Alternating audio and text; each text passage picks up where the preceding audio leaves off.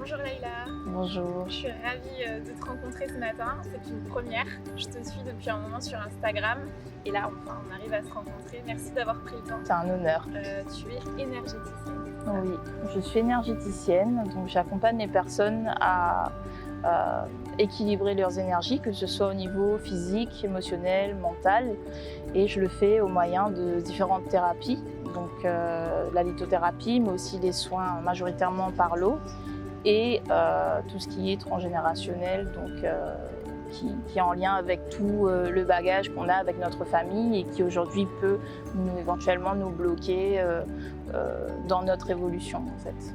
Et justement, c'est ta famille qui t'a initié aux soins par l'eau? Une partie des soins que je fais, oui, mais c'est vrai que les soins à la mer, je l'ai vraiment été initiée au début seule, ça s'est fait très naturellement. Après, j'ai commencé à soigner des amis, des proches, mon partenaire, etc. Et puis, je me suis formée avec d'autres praticiennes un peu partout dans la planète. À Hawaï, j'ai eu des enseignements d'une guérisseuse malgache aussi, donc voilà. Est-ce que c'est quelque chose qui était évident pour toi depuis tout petit? Tu t'es dit c'est en moi, je veux faire ça? Ou est-ce que tu t'es un peu cherché, t'as pris d'autres chemins avant de te dire non, en fait je suis là pour ça, pour aider les gens, quoi, de cette façon-là? Alors depuis toute petite, je masse ma famille, ma grand-mère, ma mère, c'est vrai. J'ai un attrait pour tout ce qui est nature, les plantes, etc., la mer. J'ai grandi près de la mer à Terre-Sainte, je suis née vraiment près de la mer. Mais non, j'avais pas cet attrait-là. J'étais la petite fille avec une grosse tête qui était très scientifique, qui voulait déjà être dans des études scientifiques très très jeune. Donc non, c'était pas du tout prévu comme ça à la base. C'est venu bien après avec les expériences, les échecs aussi dans les études. Et aussi moi-même, je me rendais compte de ce qui me bloquait dans ma vie. J'avais envie de me former pour moi, être à mon maximum de potentiel. Et c'est comme ça en fait que j'ai commencé à accompagner les gens. À la base, c'était pas du tout prévu. J'ai commencé à me former pour moi. Et donc, tu es partie en métropole, tu as fait tes études et là, tu es revenue retour à la maison. Oui. Et c'est là que tu t'es vraiment pleinement consacrée au transgénérationnel, entre autres. Est-ce que tu peux nous expliquer c'est quoi le transgénérationnel et pourquoi c'est si important ici? Alors déjà oui, je suis revenue à La Réunion pour me ressourcer. Parce que mine de rien, quand on est réunionnaise et qu'on va en métropole, c'est pas toujours évident, on se prend pas mal de claques. Et quand je suis rentrée, je me suis posé la question, qu'est-ce que tu as envie de faire et qu'est-ce qui te bloque actuellement?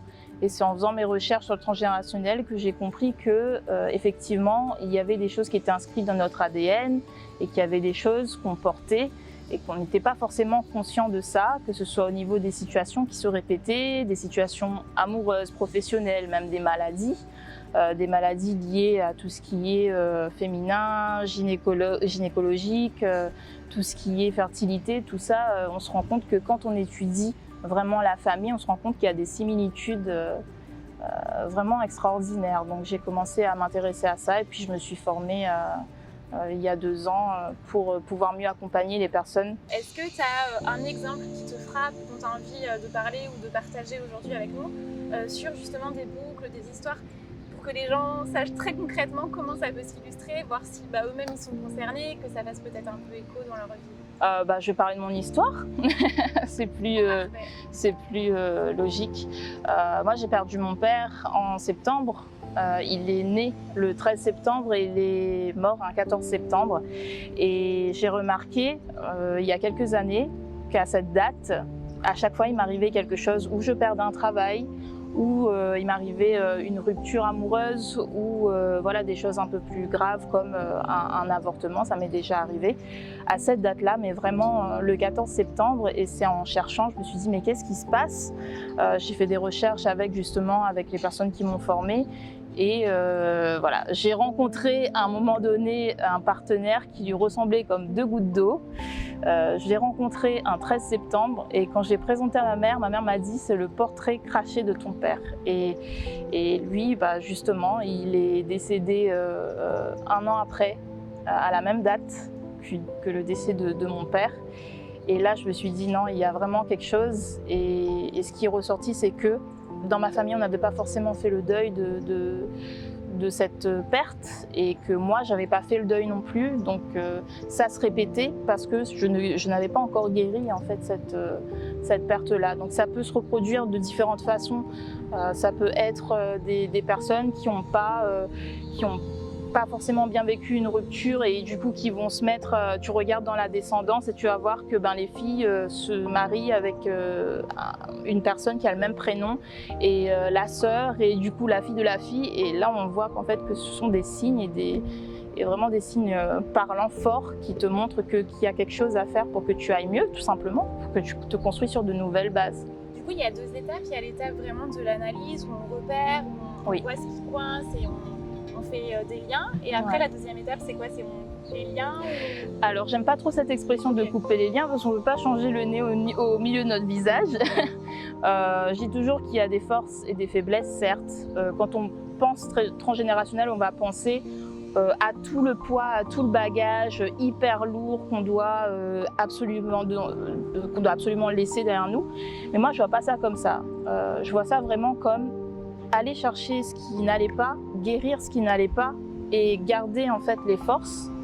Parce que j'aime bien cette phrase, je regardais une série sur le transgénérationnel récemment qui disait que ok, tu as des bagages qui pèsent lourd, mais pourquoi tu les ouvres pas pour voir quels outils on t'a laissé en fait?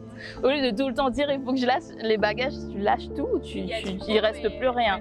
Donc vraiment oui, il y a cette partie d'analyse et il y a une partie vraiment où tu vas venir guérir par des choses très simples, comme il y a des personnes qui juste ont une pensée, vont planter un arbre ou vont juste faire tout simplement leur arbre généalogique.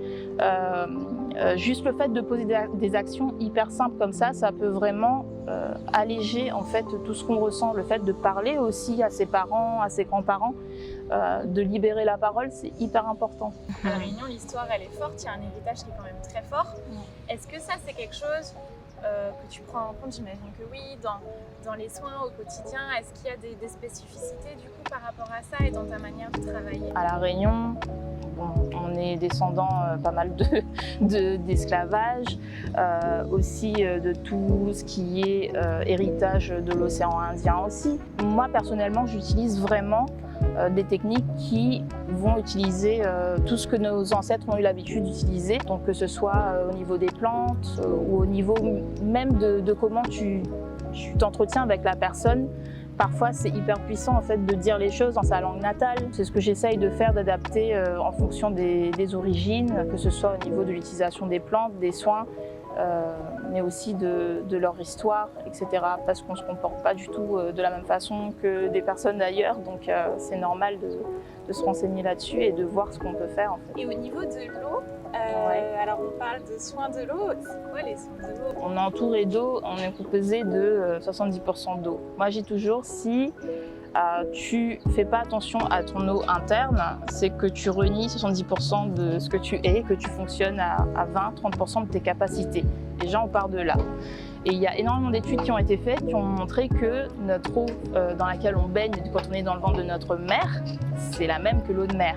Il y a aussi l'eau de Quinton avec laquelle les personnes se régénèrent. En médecine chinoise, on te dit quand tu vas pas bien, tu vas dans des endroits où l'énergie, ce qu'ils appellent le qi, est hyper équilibrée. Donc la mer, elle est hyper puissante pour ça. Après, je suis vraiment très connectée à l'eau, je parle tout le temps à l'eau.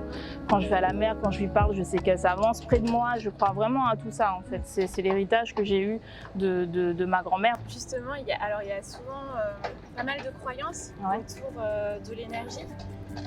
Est-ce qu'il faut y croire pour que ça marche? J'ai beaucoup de personnes qui n'y croient pas et qui ressortent avec les yeux comme ça. On n'arrive pas forcément à l'expliquer, mais le fait de poser des mots sur des choses qui sont arrivées dans ta famille et qui toi t'arrives aujourd'hui, et de coupler ça avec les soins de l'eau, c'est extrêmement puissant. Et non, t'as pas besoin d'y croire parce que c'est vraiment très très puissant. La mer, elle a un vrai pouvoir magique dans beaucoup de communautés, pas seulement à La Réunion, que ce soit à Madagascar, dans l'océan Indien c'est sûr, en Inde, j'étais à Hawaï c'est pareil, j'étais au Brésil c'est pareil. Tout le monde, dans toutes les communautés, on a ce rapport à l'eau. D'ailleurs, quand tu te baptises, je suis désolée, mais tu utilises l'eau avant de commencer une vie extraordinaire. Donc, quelque part, il y a ce mysticisme autour de l'eau. Les scientifiques n'arrivent toujours pas à expliquer en fait c'est quoi l'eau. Ils n'arrivent toujours pas à démystifier tout ce qu'elle est. Il y a seulement 2% des océans qui ont été observés, explorés, etc. Donc il y a une part d'inconnu, mais je pense qu'intérieurement, tout le monde y croit. C'est vraiment le souffle des thérapies en ce moment et pour moi, c'est vraiment nécessaire, capital. Ça ne peut que fonctionner si on inscrit des thérapies qui existent déjà, même si elles sont contemporaines, etc., dans la culture des uns et des autres, parce que ça résonne beaucoup plus fort. Et je pense vraiment que c'est possible. Hein. Je pense vraiment qu'en utilisant tout ça, on peut vraiment arriver à son plein potentiel et être vraiment dans son génie, en fait. Donc, faut pas voir l'héritage comme des gros bagages à porter, il y a aussi autre chose à voir derrière, c'est ça? Oui, moi je pense fermement que dans le transgénérationnel, on a le positif et le négatif. Et malheureusement aujourd'hui, on parle que du négatif, comme des liens coupés, comme des bagages à laisser derrière nous. Moi je pense que voilà, il faut vraiment regarder quels outils il y a dans ces bagages et comment on peut utiliser ces outils pour aller mieux, pour construire de nouvelles bases, pour tout faire péter et puis pour avancer plus vite aussi, parce que voilà, c'est à ça que sert le transgénérationnel, à aller plus vite dans son évolution et à réaliser ses rêves, à atteindre ses objectifs. Et pour ça, il faut ouvrir les bagages et regarder ce qu'il y a dedans comme outil. Concrètement, au niveau des soins de l'eau, comment tu procèdes? Comment ça se passe? Alors c'est très mystique évidemment, comme je l'ai dit. Au niveau des soins de l'eau, on arrive sur la plage et on discute, on échange sur les problématiques de la personne. Parce que la personne, elle va poser des intentions sur ce qu'elle a envie de voir évoluer, sur les choses qu'elle a envie de changer, sur les choses qu'elle a envie de lâcher aussi.